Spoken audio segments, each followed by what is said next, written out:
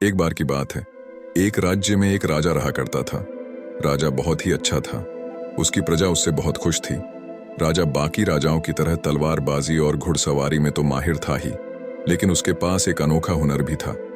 राजा के पास कालीन बुनने का एक बहुत ही कमाल का हुनर था, केवल उस राज्य में ही नहीं बल्कि पूरे देश में। राजा जैसे कालीन कोई भी नहीं बुन सकता था। राजा को अपने इस हुनर पर बहुत नाज था, लेकिन उसके मंत्री और दूसरे राजा उसकी इस बात का मजाक उड़ाते थे कि ये काम किसी राजा को शोभा नहीं देता। इसलिए राजा ने कालीन बुनने का काम बंद कर दिया और ये फैसला लिया कि वो कभी कालीन नहीं बुनेगा।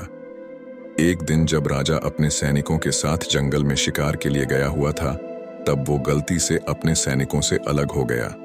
राजा को जंगल में अकेला देखकर जंगल में रहने वाले डाकुओं ने राजा को पकड़ लिया।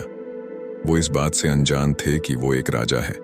उन्होंने राजा की तलाशी ली, लेकिन उन्हें कुछ खास नहीं मिला, जिसके कारण उन्होंने राजा को मारने का निर्णय लिया।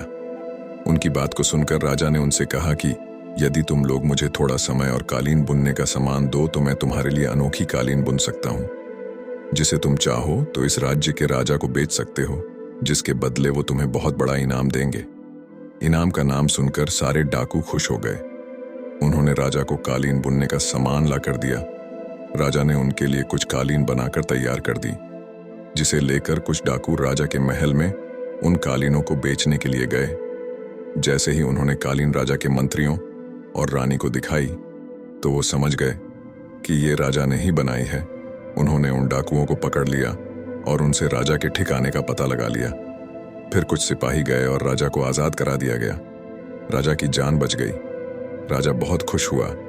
जिस हुनर को वो बेकार समझता था, आज उसी ने उसकी जान बचाई।